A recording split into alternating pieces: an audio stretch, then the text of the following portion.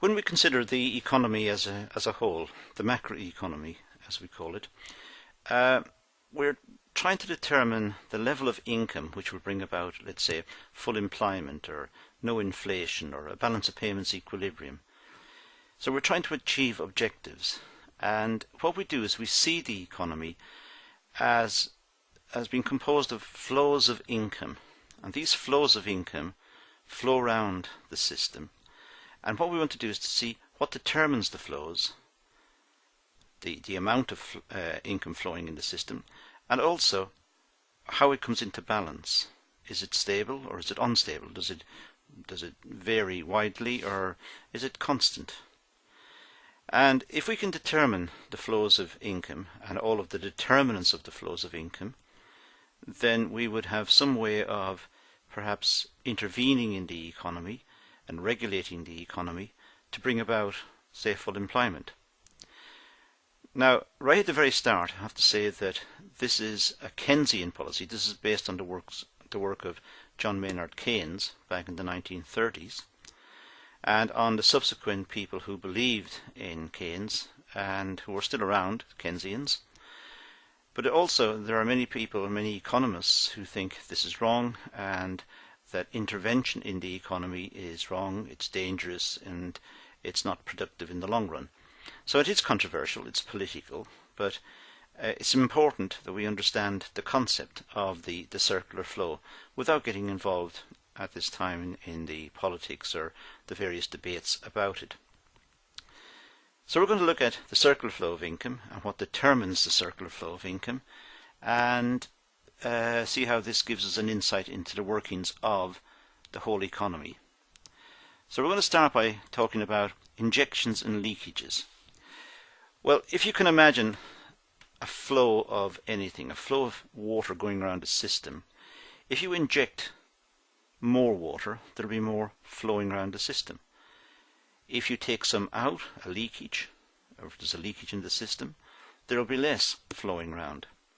So if we have the economy, try to imagine the flow is not water, it's now income flowing around the system.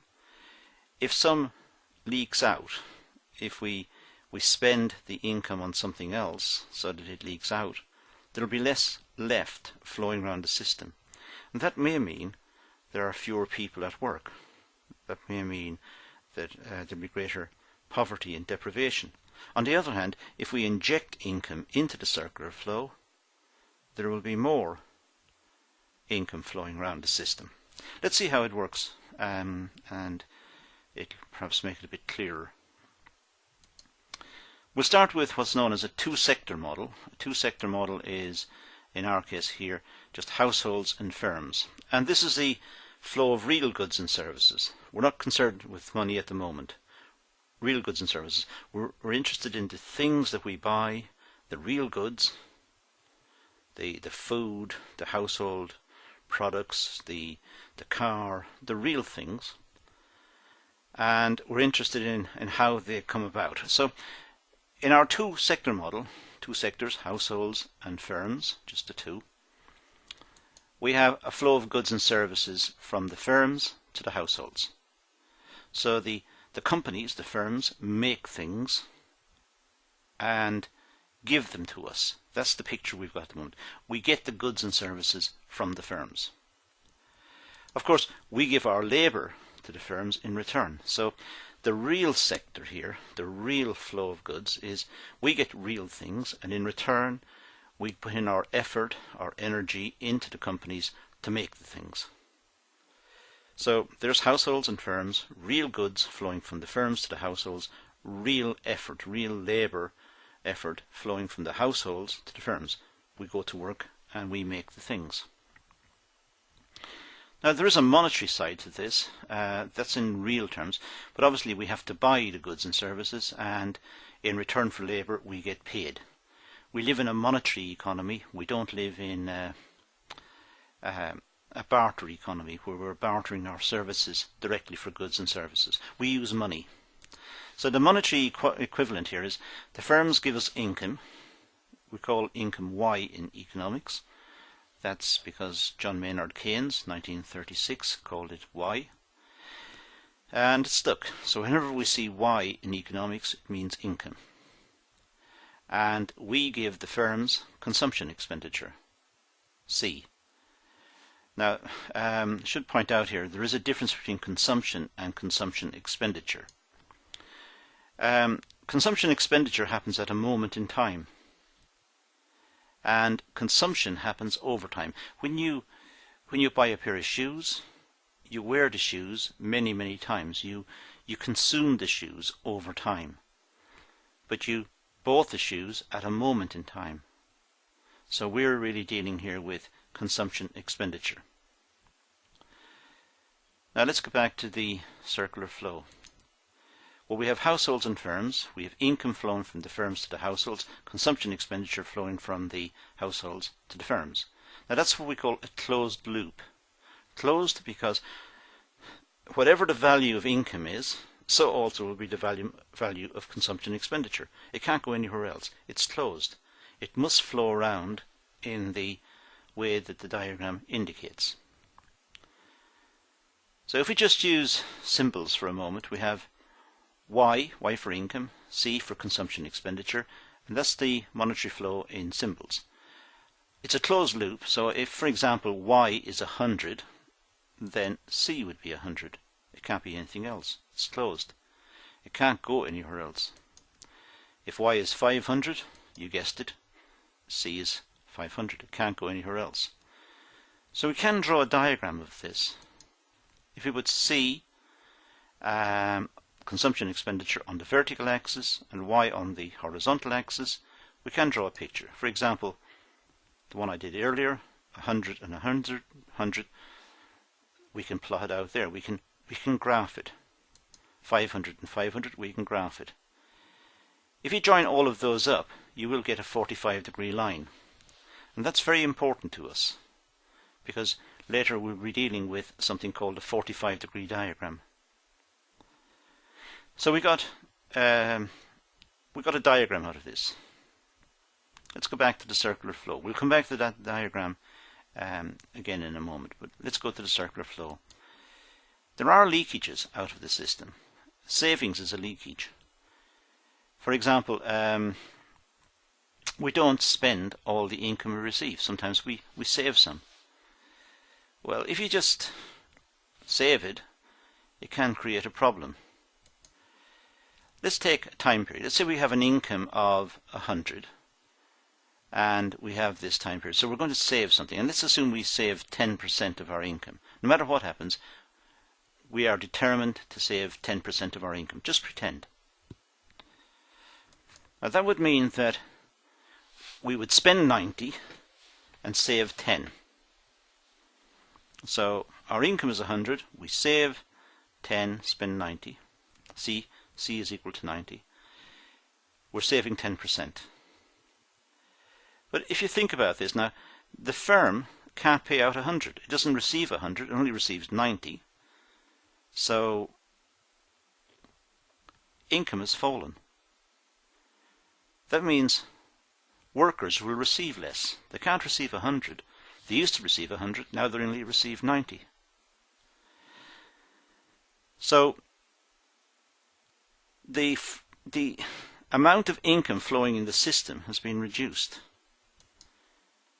If we continue to save 10%, then we would save another 9 and spend 81, which would mean the firms are now paying out 81.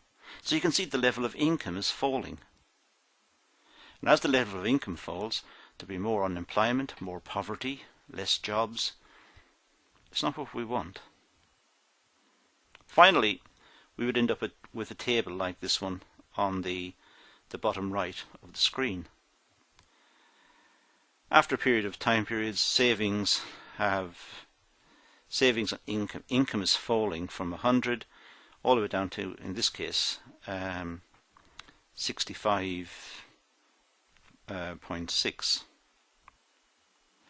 What we really need is some way of putting the savings back in. We need to put the savings back into the economy, and where we do that is through banks. The banks are in business to take our savings and then lend the savings out to somebody else at a higher rate of interest. The banks live on the difference between the two rates of interest. If the banks are paying you 5% for your savings, they will lend it out at 7% to someone else perhaps. The 2% is their profit. That's how they exist. That's how they pay for the buildings and the staff and make a profit. So savings come out of the households and go into the firms, into the banks, I should say. Now, that's quite rational. It's not very rational just to take the savings and shove them under the bed. But putting the savings into the banks where you get a return on the money, that's rational. That makes sense.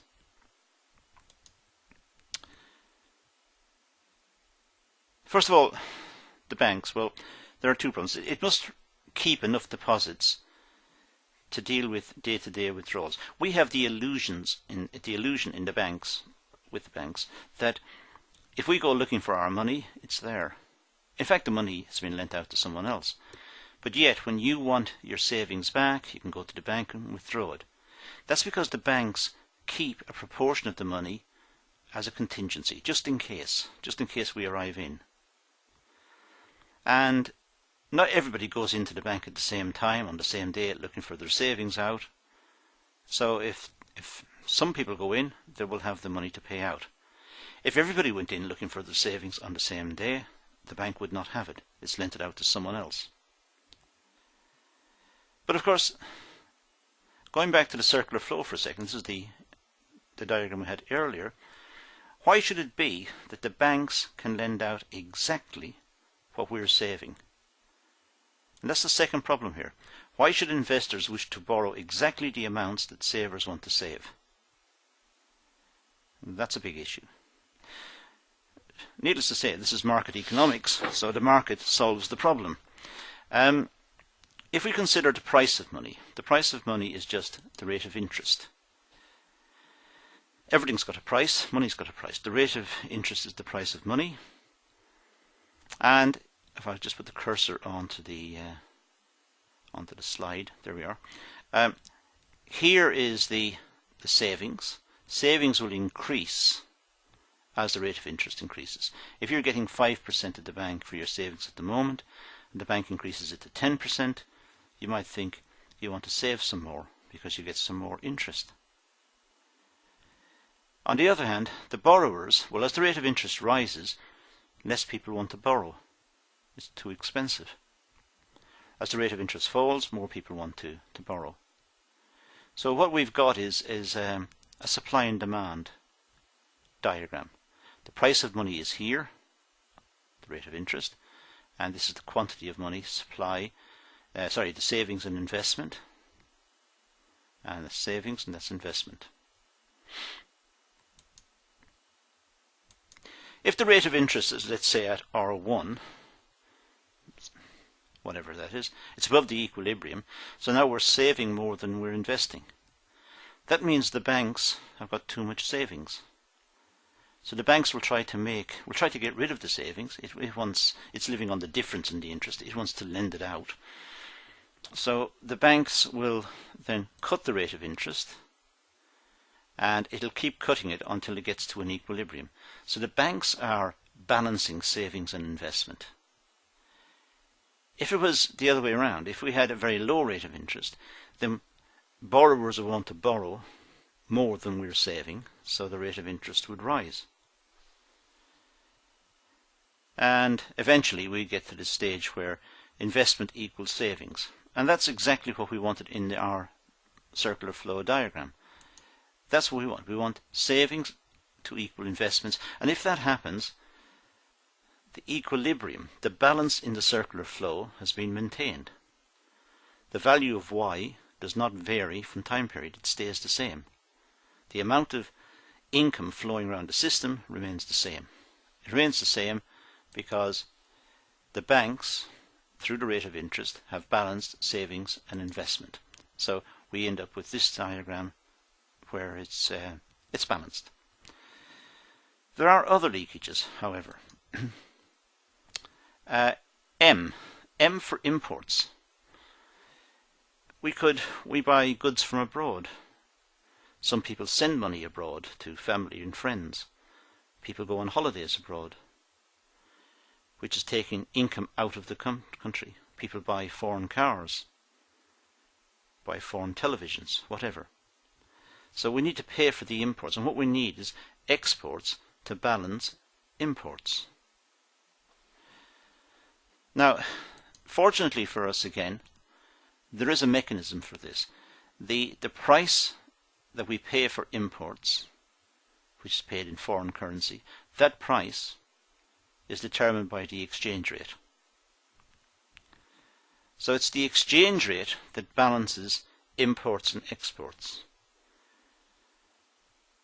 Now, there will be separate class on foreign exchange and exchange rates and international trade in general.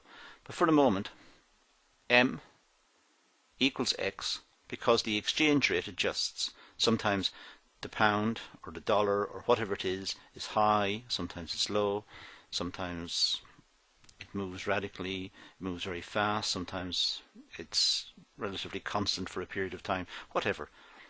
The point is that the exchange rate is moving so as to make imports more expensive or cheaper, to make exports more expensive or cheaper. And the exchange rate finds the balance between the two. So it's the exchange rate that is very important to us in this context. Another leakage out of the system is taxation. Well, we talk about taxation in the context of what we call fiscal policy. Fiscal policy is about the government borrowing and taxation. Government borrowing, taxation, and then government expenditure on the other side. So here we've got T equals taxation, G equals government expenditure.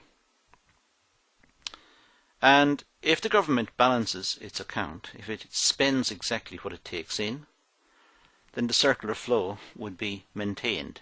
The circular flow would be constant.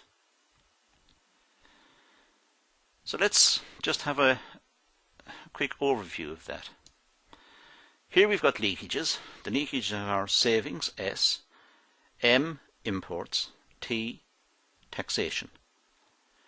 And those balance with the injections, which are I, investment, expenditure, X, export earnings, and G, government expenditure. And the way the S balances with I is through the rate of interest in the banks. The way that M, imports, balances with X, exports, is through the exchange rate. Changes in the exchange rate make imports and exports cheap or expensive, as is the case may be. And T for taxation balances with G for government expenditure if the government balances its accounts. Now, let's look at the leakages. There we've got them. If we didn't have a mechanism to put those back, the level of income would fall and we would become very poor. There'd be a lot of unemployment, companies would close because there's not enough income flowing around the system. It's just leaking out into nothing. We need those injections to balance the two to ensure that we've got the level of income relatively constant. Now, the value of the level of income, well, just looking at our diagram here, just put cursor back on. Here's Y. Well, that's equal to C, consumption expenditure, plus I, investment expenditure, plus G, plus X, beg your pardon, plus X, export earnings, plus G, government expenditure. So Y is equal to C plus I plus G plus X. And of course the total value of expenditure, what we spend, household spending, is E. So E is the total of our expenditure, which is equal to what we spend, consumer expenditure, what companies spend, investment expenditure, what the government spends, government expenditure, and X, what foreigners spend on our goods and services. Now, we can represent these over time. We can see how investment expenditure changes over time and how government expenditure changes over time, which is plotted as a simple graph. We'll just contrive one, and that could be it. It may not be. It doesn't matter. It's just a bunch of lines. You see them on the financial press all the time. They're very, very up and down sort of graphs. It doesn't matter really. The point is that we know that E is equal to C plus I plus G plus X. And if you add these vertically, take any point on here. So we have E1 is equal to C1 plus X1 plus G1 plus I1. So if you add up all of those together, you get up to this point here.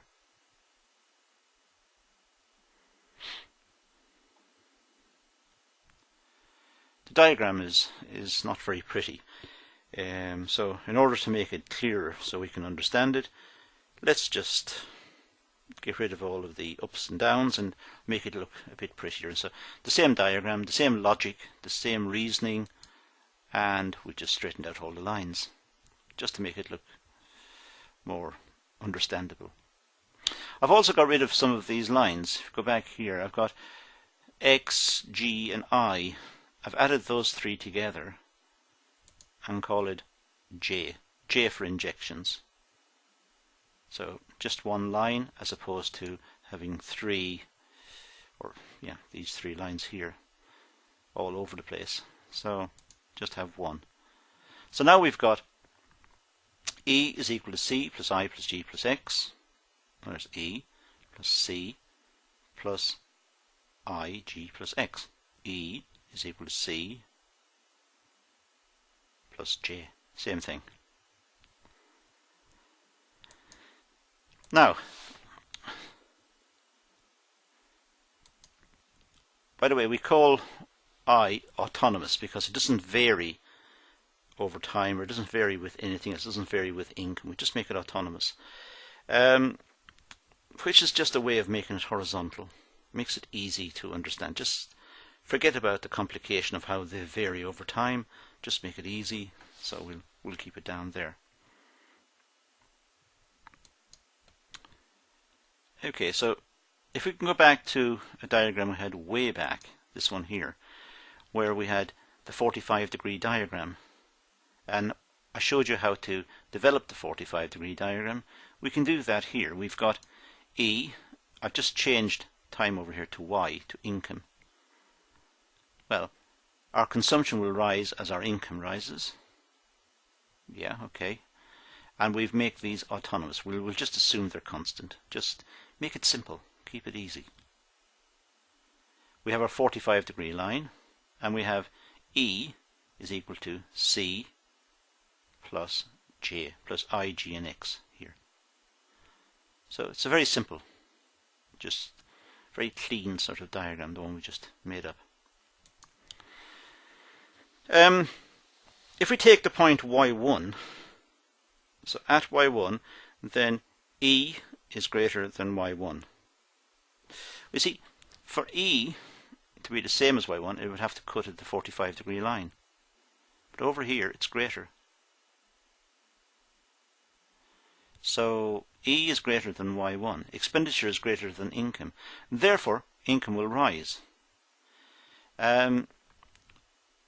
It's the case that income must rise because the expenditure is going somewhere. In this case, income will rise to Y2. But at Y2 here, expenditure is greater. There's a little gap in here. Expenditure is greater, so it would have to increase even further. So the differences are getting very small, so eventually we will get to a balance. We get to the point where E cuts the 45-degree line, and the amount of expenditure in the economy is exactly the same as the amount of income. At that point, the circular flow of income is complete. It's in balance. Okay, so that's an overview of the circular flow of income. That's how the 45-degree diagram comes about, and that's how we've reasoned that there is a balance in the national income. So E is equal to Y, and we've shown how that comes about. This diagram, the one we've got on the screen at the moment, is extremely important in economics because we can use it to explain inflation, unemployment, and we can use it for all sorts of reasons. But this is a very, very important diagram. This is one that must be understood if you're going to have a clear picture of macroeconomics and a clear understanding of macroeconomics. But some of those topics are for other classes. In the meantime, thank you for watching.